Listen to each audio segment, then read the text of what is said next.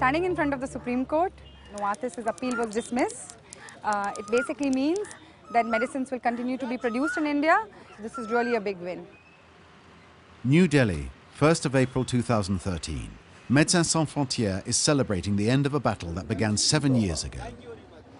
Novartis has taken the step of challenging a key health safeguard in the Indian patent law. If that safeguard goes, many drugs will get patented, and it essentially means many essential drugs will go off production from India. The production of generic medicines. This is what was at stake in the legal battle that began in 2006. And the disputed issue is a mechanism known as evergreening. Evergreening is a tactic used by the big laboratories to renew their drug patents after 20 years. When the patent ends, other producers can come in and compete with each other, and bingo, the prices come tumbling down. So the medicines become affordable for everyone. But the drug companies want more profit. So they make a tiny little change to their drugs and ask for another 20-year patent. Evergreening. India, as it happens, is a producer of generic medicines, and it intends to defend itself against practices such as evergreening. This is where Article 3D of the Indian Patent Act comes in. It prevents companies from filing lots of trivial modifications to existing medicines to extend the monopoly term beyond 20 years, which thereby keeps affordable generic medicines off the market in India and in developing countries around the world. Industrialists don't like Article 3D, and this is how the Novartis case started back in 2006.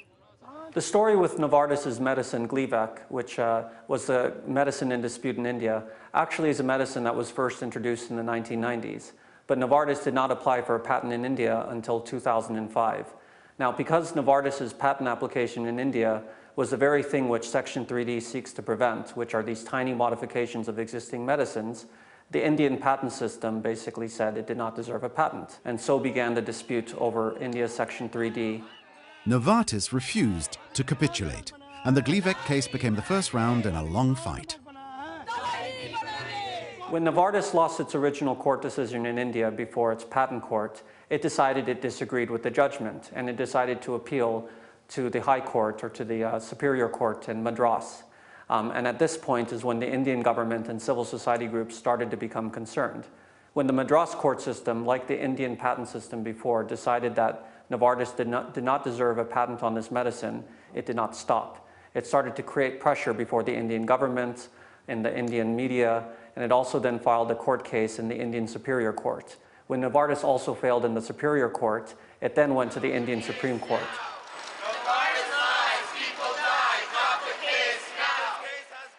Meanwhile, MSF scaled up its mobilization to alert public opinion.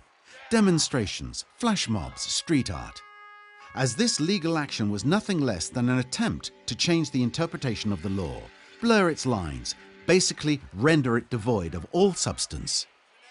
India is the pharmacy of the developing world, and for Médecins Sans Frontières, for governments and for donor agencies around the world, the availability of low-cost medicines and vaccines is critical towards providing treatment to patients around the world. If Novartis had succeeded in its case before in India, it would have meant that low-cost medicines would have been delayed for longer periods of time, and for the people that we seek to treat every day, they would have had to have waited longer and would have suffered longer and would have died from the diseases that we know that we can treat today. But on the 1st of April, the verdict came in and Novartis' claim was dismissed. For MSF and for all the parties involved, but especially for all the patients in developing countries, it's a victory. However, production of generic medicines remains under threat, but the immediate danger has passed.